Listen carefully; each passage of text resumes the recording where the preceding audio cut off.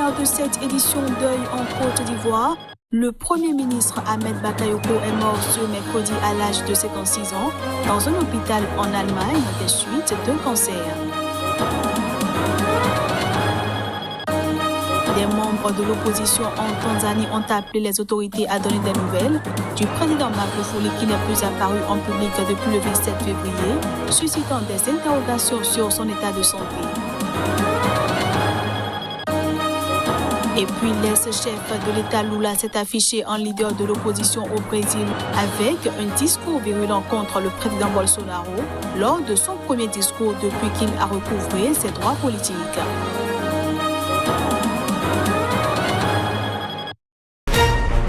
Annonceurs, entrepreneurs, promoteurs et chefs d'entreprise, choisissez dès à présent votre meilleur partenaire média, Idéal Production. Idéal Production est basé à Cotonou au Bénin. Idéal Production, le partenaire exclusif de Sika TV en Afrique. Voilà ainsi présenté l'ossature de cette édition. À toutes et à tous, bienvenue. En Sierra Leone, l'image de Monsieur Propre anticorruption du président Julius Maada Bio a été ternie ces dernières semaines par des accusations de dépenses illégales visant son épouse et son ministre le plus influent, s'élevant à plus de 3 millions d'euros. Les précisions. En janvier, un site d'information africaine basé aux États-Unis, Africanist Press, a rapporté que l'épouse du président sierra-léonais, Fatima Bio, avait dépensé l'équivalent de 2,5 millions d'euros pour une campagne de lutte contre les violences sexuelles et le viol. Le scandale est particulièrement embarrassant pour Julius Maada Bio, 56 ans, à l'origine d'une enquête pour corruption visant son prédécesseur, Ernest Bai Koroma, qui a dirigé ce pays d'Afrique de l'Ouest de 2007 à 2018. Quelques semaines plus tard, le même site a affirmé que le super ministre David John Francis, un des personnages les plus puissants du pays, avait engagé des dépenses mal ou non justifiées pour $1 million. Plusieurs anciens responsables de l'administration Koroma ont été arrêtés dans le cadre de la lutte contre la corruption et le gaspillage des fonds publics, engagés par Bio, qui a promis de récupérer des dizaines de millions de dollars volatilisés selon une commission d'enquête. Du côté du pouvoir, le gouvernement a suspendu le ministre du Travail, Alpha Timbo, et 3 autres responsables en raison de soupçons de corruption liés à une donation chinoise de riz. Mais en février, l'Agence de lutte contre la corruption a annoncé l'ouverture d'une enquête sur les services mis à la disposition des premières dames ces dernières années, à savoir l'épouse de l'actuel président et celle de son prédécesseur. Malgré un sol regorgeant de diamants, la Sierra Leone, avec ses 7,5 millions d'habitants, est un des pays les plus pauvres de la planète. L'économie gangrénée par la corruption a été dévastée par une guerre civile entre 1991 et 2002 qui a fait quelques 120 000 morts. L'ancienne colonie britannique était classée 117e sur 180, dont l'indice de perception de la corruption de Transparency International, publié en 2020, en progrès constant depuis sa 130e place en 2017. Deuil en Côte d'Ivoire, le Premier ministre Ahmed Bakayoko est mort ce mercredi à l'âge de 56 ans dans un hôpital en Allemagne des suites d'un cancer. C'est ce qu'a annoncé le président de la République Alassane Ouattara dans un communiqué.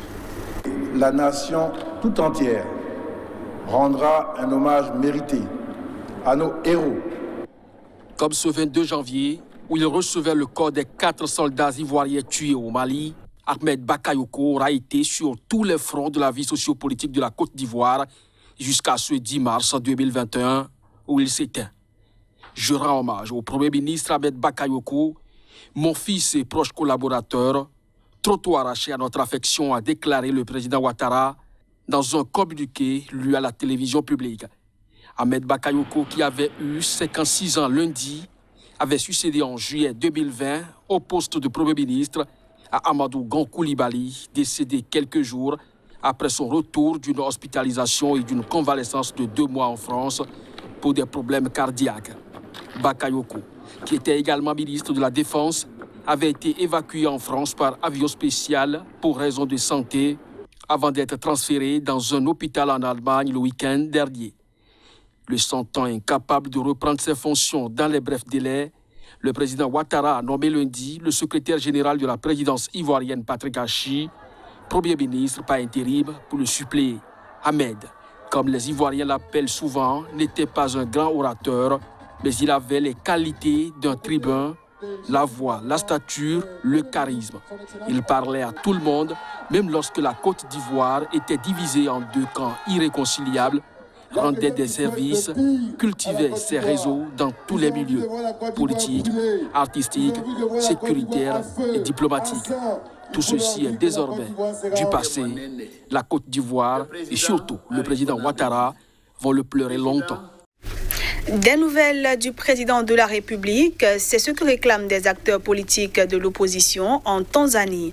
La dernière apparition de John Magufuli remonte à plus d'un mois et plusieurs commentaires sont faits à propos. Plusieurs membres de l'opposition en Tanzanie ont appelé les autorités à donner des nouvelles du président John Magufuli, qui n'est plus apparu en public depuis le 27 février, suscitant des interrogations sur son état de santé. Les rumeurs autour d'une possible contamination à la Covid-19 ont essaimé sur les réseaux sociaux, notamment au Kenya voisin, sous le hashtag Pray for Magufuli, en français, priez pour Magufuli. Depuis près d'un an, le chef d'État tanzanien, 61 ans, minimise l'impact de la Covid-19, affirmant que son pays s'était libéré de la Covid par la prière. Il a rejeté tout confinement ou mesures imposant le port de masque. Il a toutefois infléchi son discours depuis un mois, admettant que ce qu'il a nommé cette maladie respiratoire circulait toujours. De nombreux officiels tanzaniens sont décédés ces dernières semaines, souvent sans que la cause de leur mort soit précisée. Parmi eux, le premier vice-président de l'archipel semi-autonome de Zanzibar, Seif Sharif Ahmad, décédé mi-février, dont le parti a, lui, indiqué qu'il avait contracté la Covid-19. John Magufuli a été vu pour la dernière fois en public le 27 février, lors de la prestation de serment de son nouveau secrétaire général. Il n'a ensuite pas participé au sommet virtuel ordinaire des chefs d'État de la Communauté d'Afrique de l'Est, EAC, prévu le même jour, et n'a pas été vu depuis aux 2 offices dominicaux où il est généralement filmé en direct par la télévision nationale. La santé du président est un sujet public sérieux. Nous avons été informés quand l'ancien président Jakarta, Kikwete, a été opéré de la prostate. On nous a annoncé quand l'ancien président Benjamin Mkapa a eu sa hanche remplacée. Qu'y a-t-il avec Magufuli que nous ne devons pas savoir, a écrit mardi sur Twitter son principal opposant, Tundu Lissu. Le gouvernement tanzanien n'a fait aucun commentaire, mais le ministre de l'Information, Innocent Mushungwa, a mis en garde mercredi les médias et la population contre l'utilisation des rumeurs comme source d'information. Ce journal se poursuit. En Afrique du Sud, un homme est abattu par balle par la police. L'apprenant a succombé alors qu'il participait à une marche des étudiants que les forces de l'ordre ont été invitées à disperser. Le drame s'est produit dans la capitale, Johannesburg. Des affrontements ont éclaté lorsque la police a utilisé des balles en caoutchouc pour disperser un groupe d'étudiants qui bloquaient les rues avec des gravats et perturbaient la circulation dans le centre-ville de Johannesburg, aux alentours du campus de Wits, a-t-on constaté. Ils protestaient contre le refus de la grande université de Johannesburg d'inscrire des étudiants en retard dans le paiement de leurs frais de scolarité. Les chaînes de télévision locales ont montré en direct les affrontements de la police et les protestataires. Interrogée, la porte-parole de l'université de Wits a déclaré que la victime n'était pas un étudiant. Selon elle, les manifestants ont bloqué la voie publique. La police essayait de les disperser et le passant a été abattu par des tirs croisés. Des étudiants enragés se sont rassemblés près du corps, certains criant aux policiers de quitter la zone. « Tuez-nous tous », a-t-on entendu crier. Les manifestations ont cours depuis début janvier contre l'exclusion présumée de certains étudiants d'un programme d'aide à la scolarité financé par le gouvernement. Ces manifestants exigent que l'université Wits autorise tous les étudiants ayant des dettes impayées à s'inscrire pour l'année universitaire 2021. De nombreux apprenants ont accumulé des arriérés en raison des difficultés économiques créées notamment par la pandémie du coronavirus. Et puis au Brésil, un juge de la Cour suprême a annulé l'ensemble des condamnations de Luis Ignacio Lula da Silva pour vice de forme. Lors de son premier discours depuis qu'il a recouvré ses droits politiques, l'ancien dirigeant a attaqué le président Jair Bolsonaro, mais il n'a pas déclaré sa candidature pour la présidentielle de 2022. L'ex-président brésilien Luis Ignacio Lula da Silva a tenu ce mercredi sa première conférence de presse depuis qu'un jugement a annulé l'ensemble des condamnations pour corruption contre lui, pour vice de forme. Lula en a profité pour tirer à boulet rouge sur le président Jair Bolsonaro et sa gestion de la pandémie de coronavirus. J'étais sûr que ce jour viendrait. Ce jour est arrivé avec le vote du juge de la Cour suprême, Fachin, qui a reconnu que je n'avais jamais commis de crime et reconnu qu'il n'y avait jamais eu de transaction avec Petrobras. Et toute l'amertume que j'ai éprouvée, toute la souffrance que j'ai endurée est terminée.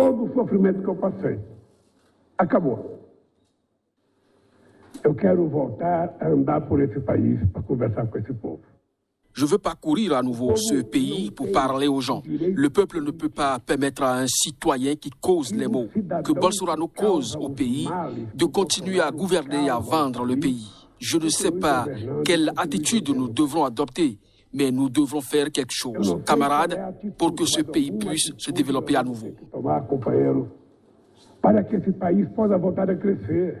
L'ancien chef de l'État avait été incarcéré 1 an et demi pour corruption avant d'être libéré en novembre 2019 à la faveur d'un arrêt de la Cour suprême qui avait déterminé que tout condamné devait avoir le droit de rester en liberté tant que tous ses recours n'étaient pas épuisés. Rétabli dans ses droits politiques, Luis Ignacio Lula da Silva est à nouveau éligible pour affronter Jair Bolsonaro à la présidentielle de 2022.